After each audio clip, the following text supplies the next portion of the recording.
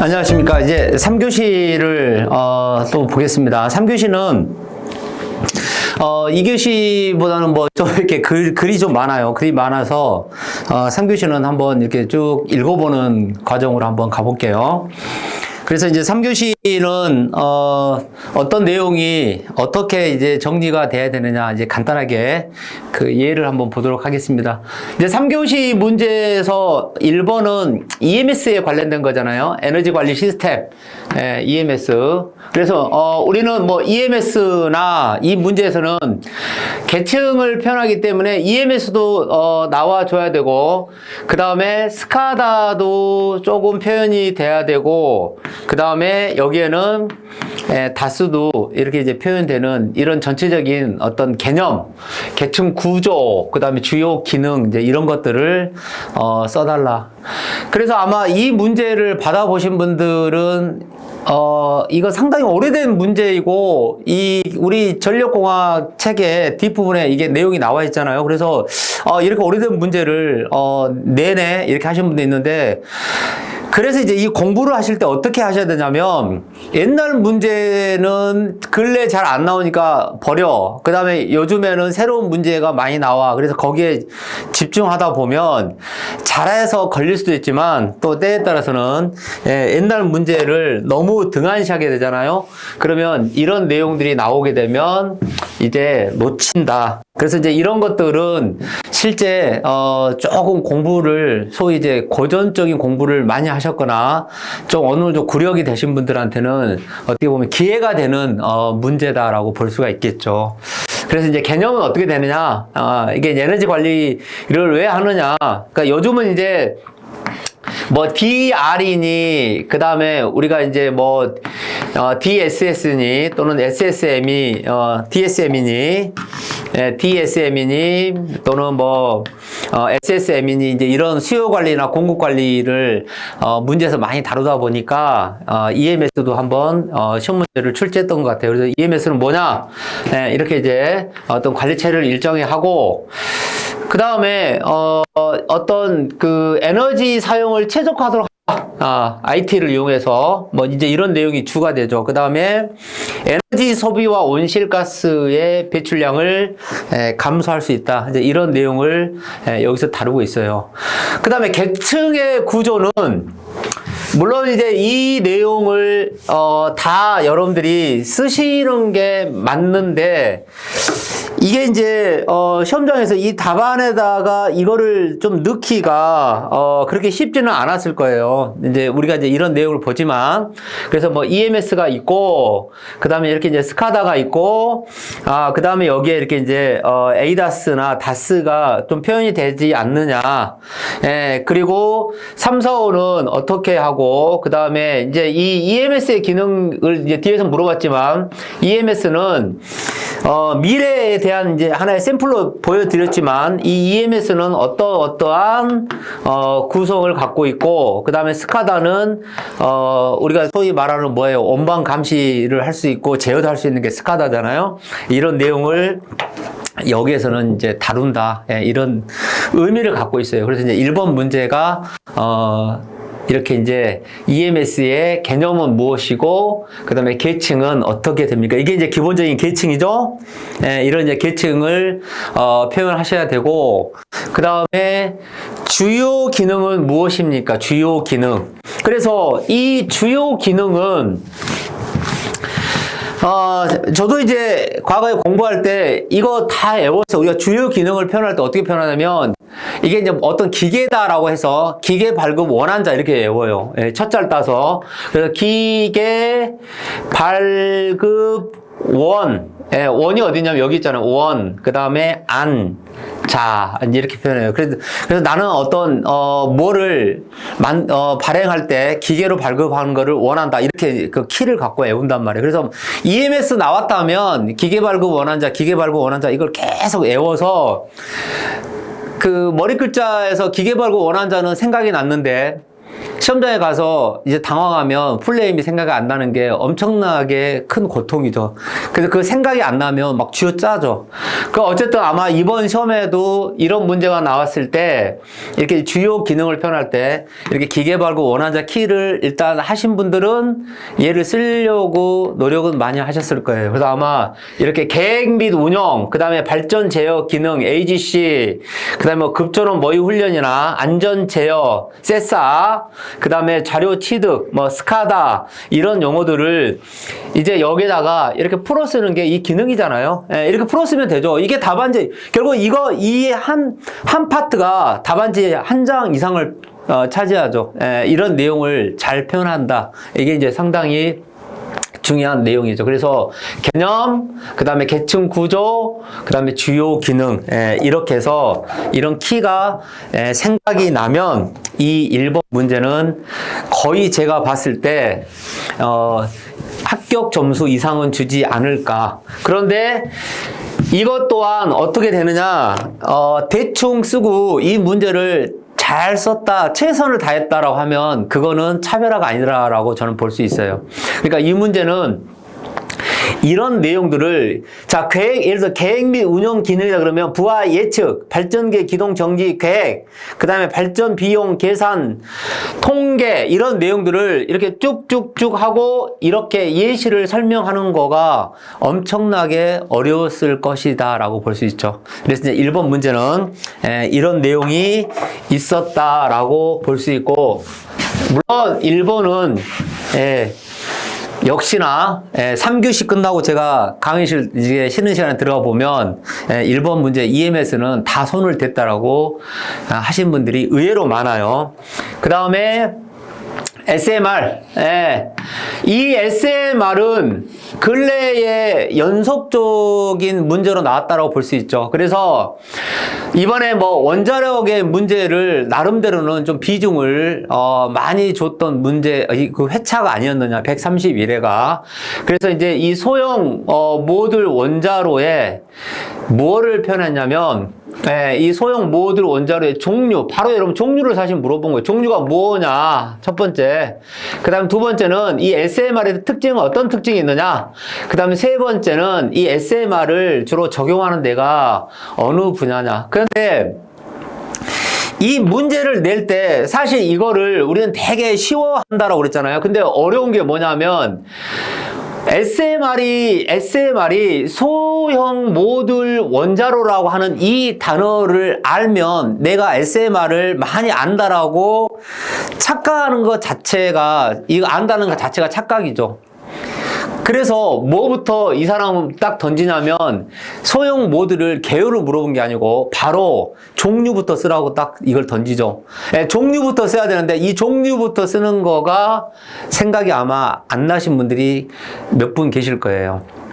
준비하신 분들이야 쾌재를 부렸겠죠. 아, 내가 이번에 준비했는데 이게 나왔네. 그러면 이런 내용들을 쭉쭉쭉 써야 되겠다. 물론 이제 그런 기본으로 쓰면 되죠. 그래서 이 개요는 이렇게 소형 모듈은 기존에 비해서 이런 개념이 있고, 그 다음에 300메가와트 이하의 출력을 가진 것을 의미하고, 그 다음에 이런 어떤 안전성을 갖고 있다. 이게 이제 기본적인 SMR의 개요를 표현한 거고, 그 다음에 두 번째는 이 SMR의 종류는 어떻게 됩니까? 고온 가스로가 있고, 그 다음에 순행각, 소듐, 이게 이제 나트륨이잖아요. 소듐, 그 다음에 용융염료, 이렇게 이제 네 가지를 여러분들이 이제 이 네 가지를 이렇게 종류를 직접적으로 물어봤기 때문에 여러분들은 물론 답안지에다가 이 특성들을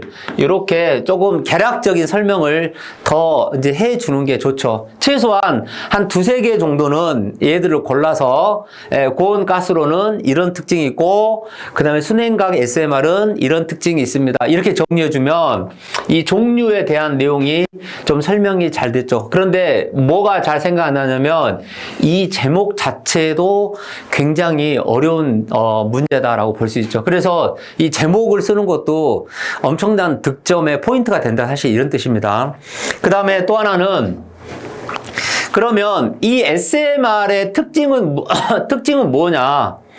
특징은 물론 이제 이 답안을 정리하실 때 이렇게 정리도 할 수 있어요. 결국은 얘를 이 각각의 특징으로 정리를 할 수도 있어요. 그러니까 나는 얘에 대한 어떤 종류와 특징을 이렇게 표현할 수도 있고, 그냥 이 SMR은 대형 원전하고 SMR은 어떤 비교적인 특징이 있느냐, 이제 이렇게 정리할 수도 있어요. 그러니까 이 답을 정리하는 방법은 이렇게 우리가 문제를 내서 이렇게 답을 써야 됩니다 공개를 하지 않기 때문에 어디까지나 예시적인 거를 말씀드렸잖아요. 그래서 여기 문제에서는 결국은 이 종류와 특징을 잡아서 쓰는 거가 이 SMR의 가장 중요한 포인트다 이 뜻이에요. SMR의 가장 중요한 포인트. 그래서 이 SMR에 대한 내용을 네 가지의 종류를 기본적인 네 가지 종류를 표현할 수 있는 게 이 2번 문제의 핵심적인 특징이고, 그 다음에 이 SMR은 일반적인 이 SMR의 적용은 어느 분야에서 주로 이제 적용을 할 수 있느냐, 이제 이런 것들이 일종의 이제 예시죠. 그래서 이 SMR의 적용은 뭐 이렇게 이제 태양광처럼 전력을 자체적으로 생산할 수 있는, 이걸 이제 소규모니까 뭐 우리가 이제 어떤 특정 부하 설비군이 있다 그러면 거기에다가 설치해서 적용할 수가 있고, 그 다음에 어떤 작고 효율적이기 때문에 어떤 공간이 적게 차지한 부분도 있고, 그 다음에 지방이나 그 외진 지역에서도 이 소형 모듈을 적용할 수가 있고, 그 다음에 재해가 발생되거나 비상 상황이 됐어도 이 소형 SMR은 중요한 역할을 할 수가 있고, 뭐 이제 이런 내용들이 이 SMR 편에 보면 다 나와 있죠. 이 소형 모듈의 형태는 신속하게 전력을 공급하기도 하고, 그 다음에 차세대 뭐 군사, 우주 분야에도 적용할 수가 있고, 그 다음에 어떤 혁신적인 기술이기 때문에 얘는 미래의 그 에너지 공급의 문제를 해결할 수 있다. 이제 이런 분야로 이렇게 쭉 정리해서 쓸 수 있는 게 이 2번의 형태가 아닌가 이런 생각이 됩니다. 그래서 2번이 SMR에 이 문제가 있는데, 사실 제가 이제 이 SMR을 우리 강의 연구반에서 이렇게 SMR 퀴즈를 한 번씩 던져보면 생각처럼 SMR이 잘 안 나오더라고요. 그러니까 SMR도 많이 쉬워 보이지만 이 SMR이 자기게 되려면은 많은 연습을 해야 되기 때문에 얘가 좀 생소한 부분이 많이 있어요. 그래서 SMR은 한동안은 준비를 해야 되고, 이렇게 이제 종류와 특징이 나와 있기 때문에 이런 내용을 참고로 해서 SMR을 정리를 해야 되는 부분이 아닌가 이런 생각이 듭니다. 그래서 이번에 SMR은 이 정도의 어떤 샘플로 이 내용을 보도록 하고요. 자, 그 다음에 세 번째는 이 배전용 변전소의 적정 용량 산정하고 위치 선정에 대해서 설명을 한번 해봐라, 이제 이런 문제인데, 이것도 이제 실무적인 문제가 있기 때문에 뭐 반드시 이렇게만 써야 됩니다 그런 의미는 아니에요. 왜냐하면 이 문제는 배전용 변전소니까 여러분들 보세요. 우리가 이 발전소에 있는 변전소하고, 그 다음에 이 계통의 중간에 있는 변전소하고, 그 다음에 최종 부하 쪽에 있는 이 변전소의 형태인데, 여기는 지금 발전용 변전소니까 스텝업을 하거나, 또는 여기에 변전소는 송전을 위한 변전의 개념으로 볼 수 있잖아요. 그런데 여기에 있는 변전소는 최종 부하의 개념이기 때문에 이 변전소는 배전에 관련된 변전소다. 이제 그러면 우리 이 시험 문제 3번 문제는 여기에 있는 어떤 3차 변전소의 개념, 우리가 이제 통상 뭐 1차 변전소, 2차 변전소, 3차 변전소로 가정하면 이 3차 변전소의 개념에서 해석을 해야 되지 않느냐. 그러니까 이렇게 될 것이다. 예시를 한번 제가 이제 안내해 드리면, 변전소는 뭐 이렇게 이제 154의 22.9의 형태에서 발전해서 발생한 전력이 여기까지 와서 승합이나 강압을 통해서 하는 역할의 변전소이고, 이 변전소는 이러이러한 기능이 있고, 그 다음에 이렇게 해주는 게 변전소다. 이제 전체적인 변전소의 기능이 이 전력의 집중과 배분이 이루어지는 것이 변전소의 하나의 기능이다. 이제 이런 내용을 다루고 있는 거죠. 그 다음에 이 변전소의 용량을 표현할 때 이제 중요한 거는 어떤 변압기 용량도 선정해야 되기 때문에 뭐 이런 예시를 넣어서 이 문제 구성도 할 수가 있죠. 그래서 이제 이 배전 계통의 형태이기 때문에 이런 문제를 이렇게 해서 나는 조금 더 이런 내용으로 접근하겠다. 그러면은 뭐 이렇게 어떤 강압 변전소나 그런 또 주상 변압기, 우리 배전 계통이기 때문에 이 배전 계통에 있는 변전소 라인, 변전소 라인에 이 배전 계통에 주상 변압기가 또 있잖아요. 그래서 이제 이런 내용을 해석할 수 있는 문제가 이 3번 문제가 아닌가 이런 생각이 들어요. 그래서 그 적정 용량을 산정하는 방법에서 이 변전실의 형태, 형식, 그래서 이 변전실의 형식은 뭐 집중식이 있고, 그 다음에 중간식이 있고, 분산식이 있다. 그래서 이제 이런 내용을 나타낼 수가 있고, 그 다음에 운전 용량의 기준에서는 이게 이제 솔로의 개념에서 이 변전소의 전체적인 솔로 용량까지 다 따져보게 되면 22.9kV 배전솔로에서는 결국은 뭐냐, 160이나 그 다음에 325의 스퀘어의 기준을 갖고 있다. 이제 이렇게 해석할 수가 있겠죠. 그래서 여기에 22.9kV 배전솔로에서 대용량 배전이 되면 이렇게 이제 240 SQ나 325 SQ의 형태에서 표현할 수 있고, 이제 이런 내용들을 이 배전용 변전소의 적정 용량 산정에서 우리는 표현할 수가 있고, 그 다음에 이제 변전소의 기능을 여기다가 조금 더 추가적으로 넣을 수도 있다. 그래서 이제 변전소의 기능은 어떤 것들이 있느냐, 이제 이렇게 표현하는 게, 변전소는 전압의 변성, 전력의 집중과 배분이 있고, 그 다음에 전압의 조정, 전력의 조류 제어, 개통, 설비 보호, 뭐 이런 기능을 가지고 있다. 이렇게 이제 볼 수 있는 문제가 바로 이거죠. 그래서 이 변전소의 위치를 선정할 때는, 위치의 선정 시 유의사항에서는 이렇게 이제 넓이가 적당해야 되고, 이 변전소 위치를 선정할 때는 그 다음에 어떤 변압기의 냉각 방식이나 기기, 또 소음, 진동 이런 것도 좀 고민해 봐야 되고, 그 다음에 송전선의 인입이나 인출에 지장이 없는지, 또 장래에 대한 이 증가에 대한 여유도 고려해야 되는 게 이 3번의 문제다, 이런 뜻이죠. 그래서 이 부하의 중심과 전압의 관계를 모델링을 해서 이렇게 앉히게 되면 결국은 여기에 배전용 이 변전소가, 결국은 이 배전용 변전소가 있고, 이 배전용 변전소를 통해서 이렇게 이제 급전이나 간선이나 그다음에 분기가 이렇게 이루어지기 때문에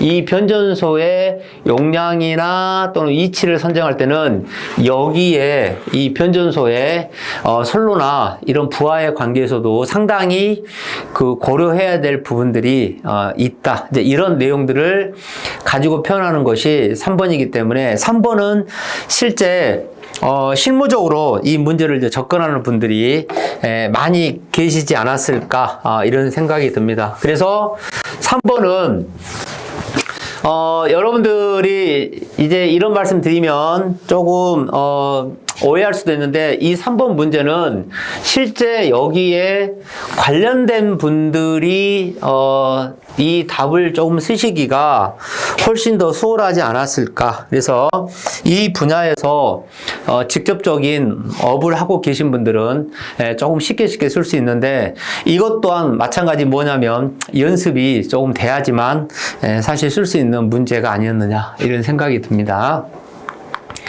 자, 그 다음에 4번 문제는, 에너지 저장 장치, 뭐, ESS. 우리 이 문제에 관련돼서 ESS, EESS, BESS,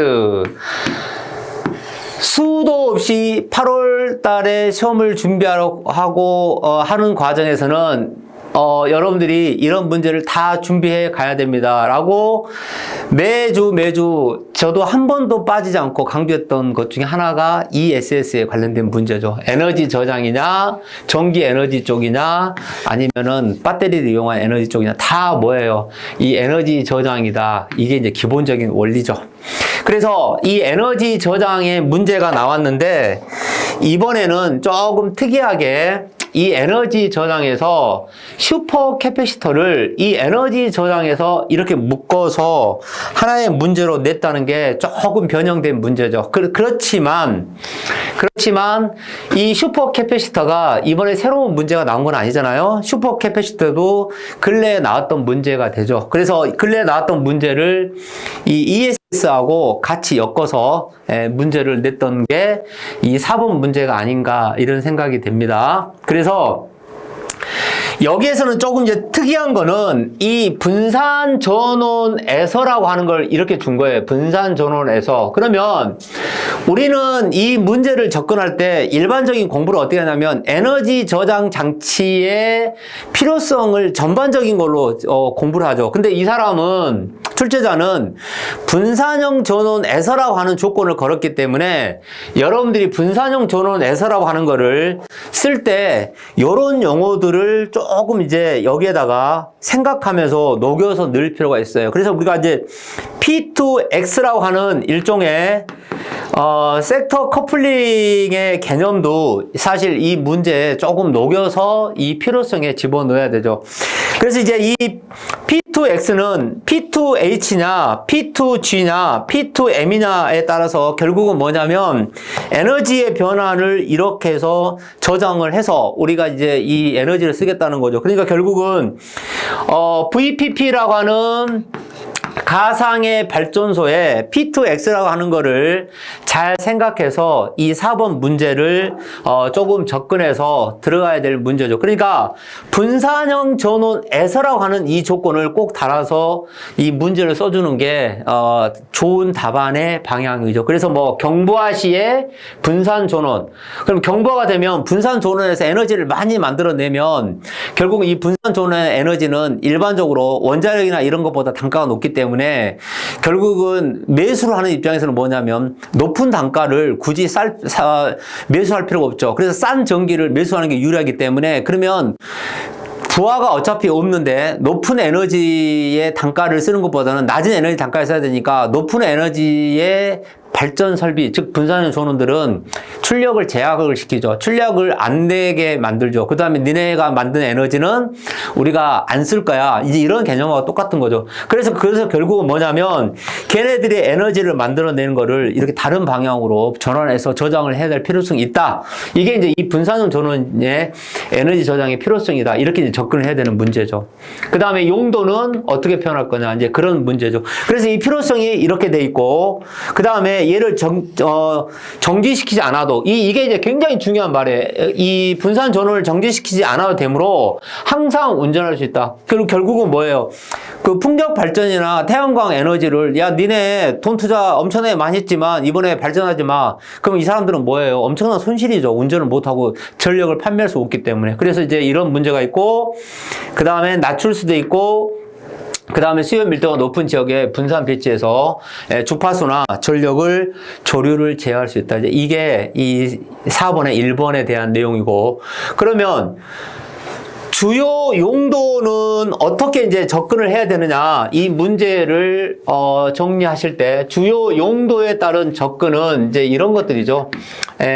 이것도 이제 저희가 이런 키를 잡아서 이제 표현해 본 거예요. 주로 용도는 이렇게 에너지 저장도 할 수 있고, 이렇게 에너지 저장도 할 수 있고, 그 다음에 이렇게 할 수도 있고, 그 다음에 이렇게 이제 플라이휠 효과를 이용할 수 있는 것도 있고, 그 다음에 압축 공기를 이용할 수도 있고, 이제 이렇게 에너지의 어떤 용도별 저장을 하는 분류를 볼 수가 있다. 이제 이런 내용을 정리하시는 거죠. 그 다음에 슈퍼 캐피시터의 에너지 저장의 원리는 뭐냐? 이제 이게 이 문제의 가장 조금 어려웠던 부분 중에 하나가 아니었을까 이런 생각이 들어요. 그래서 이제 슈퍼 캐피시터가 어떻게 에너지를 저장하냐, 그리고 어떻게 에너지를 쓸 수 있게 만드느냐, 그게 이제 이 슈퍼 캐피시터의 이제 이런 내용들이죠. 그래서 이렇게 고출력으로 에너지를 보낼 수 있는 특징이 있고, 그 다음에 이 100분의 1 수준으로 되지만 출력의 능력은 만큼 높다. 그러니까 순간적인 어떤 파워를 내는데 이 슈퍼 캐피시터가 상당히 중요한 역할을 한다. 그래서 이렇게 전원이 나갔을 때도 적용할 수가 있고, 하이브리드 카나 이런 데서도 순간적인 고출력을 낼 수 있기 때문에 이 슈퍼 캐피시터가 이런 어떤 원리적인 특징이 있다 이런 뜻이에요. 그 다음에 종류는 어떻게 되냐면 EDLC, 일렉트릭 더블 레이어의 캐피시터가 있고, 그 다음에 슈드 캐피시터가 있고, 그 다음에 하이브리드 캐피시터가 있으니까 이렇게 이제 종류가 이러이러한 종류가 있다. 그래서 이 종류를 이렇게 현장에서 이렇게 세 개의 꼭지를 조금 써서 정리를 하게 되면, 아마 하셨다 그러면 요 3번 4번의 요 3번 항에서 거의 승부가 갈라질 겁니다. 아마 이 4번 문제를 선택해서 3번 항을 잘 썼다 그러면 다른 분보다 훨씬 더 점수가 좋지 않을까 이런 생각이 들어요. 그래서 이 3교시 4번 문제는 이렇게 슈퍼 캐피시터가 또 이렇게 한번 나와서 준비를 잘 하신 분도 계시고, 이 문제는 금차에는 내가 잘 안 봤다 이런 분도 계실 텐데, 어쨌든 슈퍼 캐피시터에 관련된 ESS 문제가 4번에 이렇게 나왔다라고 볼 수가 있겠죠. 항상 아쉬워요, 문제는. 자, 그 다음에 5번 문제는 이 3교시 문제가 나왔을 때 제가 이제 이렇게 들어가 보니까 이 3교시 5번 문제를 끝나고 나서 이 교시 쉬는 시간에 제가 이제 어떤 분께 이 이야기를 딱 들으니까 이것만 이제 읽은 거예요. 이 변압기의 중성점 접지 방식에 이거에 꽂혀가지고 이 네 가지의 앞에 이 절연 방식을 이거를 잘 읽었어야 되는데, 중성점 접지 방식이 네 가지니까 바로 써버린 거예요. 뒤에 거 보지도 않고 비접지, 직접 접지, 저항 접지, 그 다음에 소호 리액터 이렇게 네 개를 만들어서 비접지 쓰고 직접 접지 쓰고 저항 접지 쓰고 이렇게 쓰고 그냥 최선을 다해서 썼다라고 딱 나오신 거예요. 그런데 이거는 방향이 조금 맞지 않지 않느냐. 왜냐하면 이 접지 방식에 따른 절연 방식의 네 가지를 써달라 이렇게 했기 때문에 결국은 좋아, 접지는 그런 방식이 있지, 직접 접지나 저항 접지 이런 거가 있어, 이제 이런 뜻이잖아요.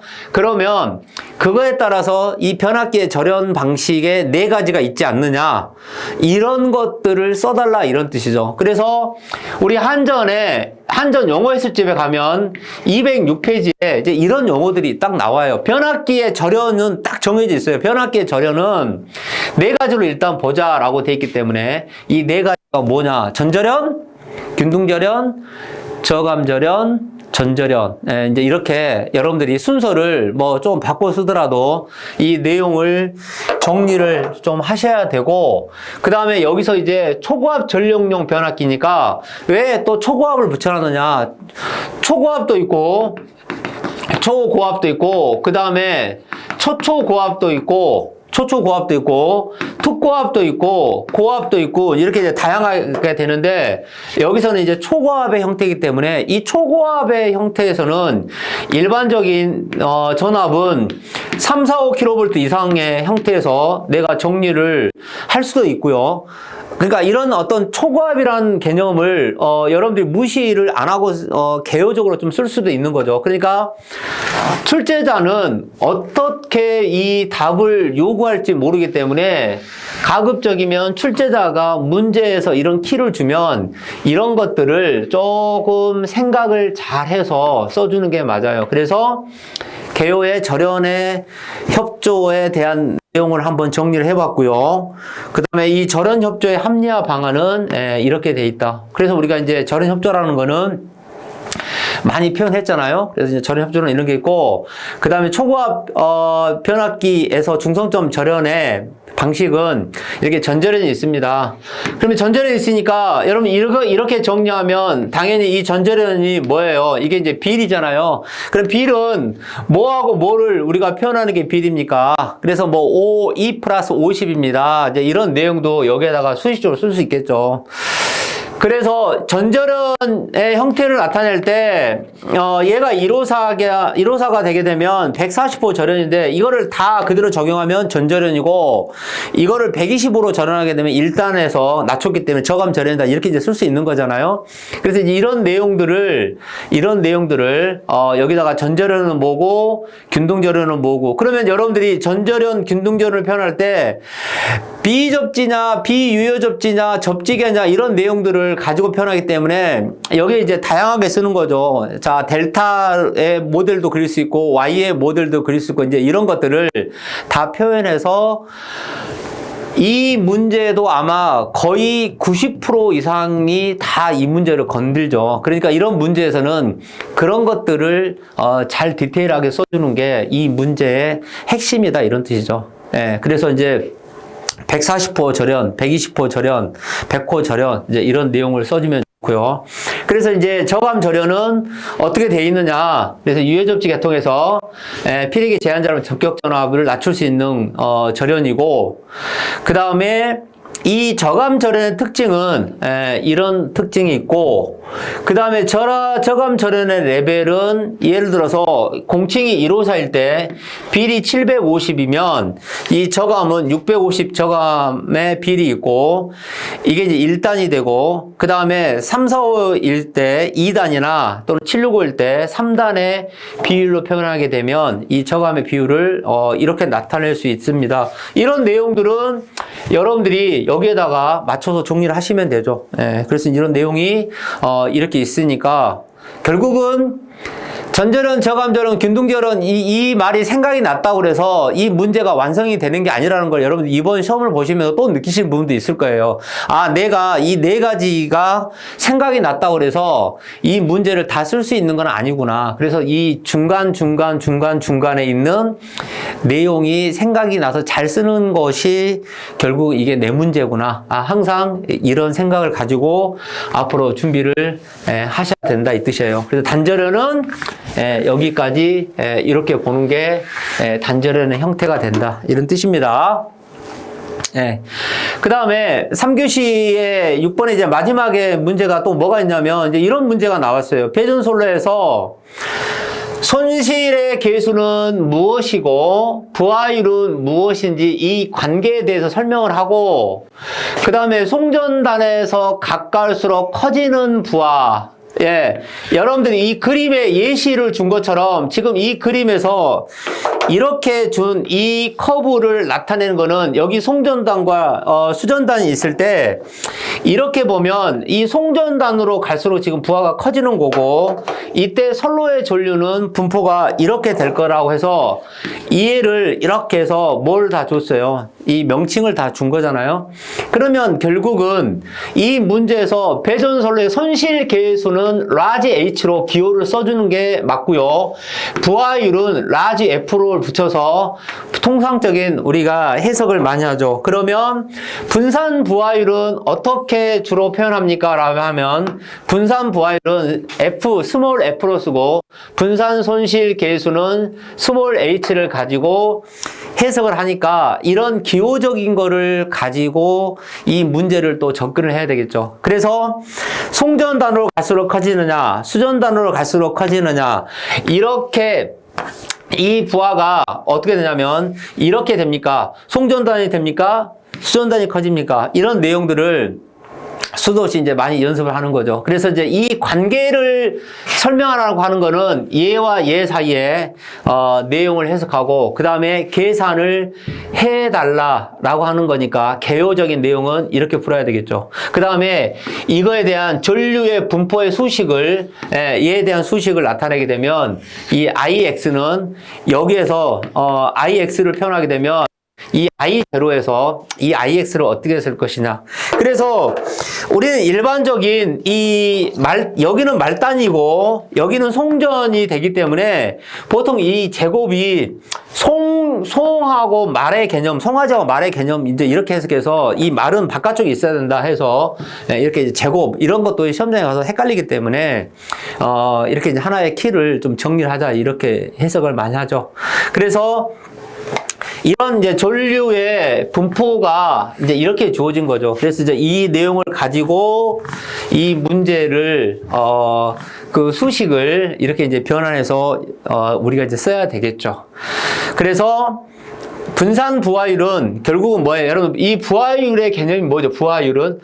부하율은 이 관계로 놓고 본다면 어떤 뜻이냐면 부하율은 최대 전력분의 평균 전력으로 나타나는 게 부하율이에요.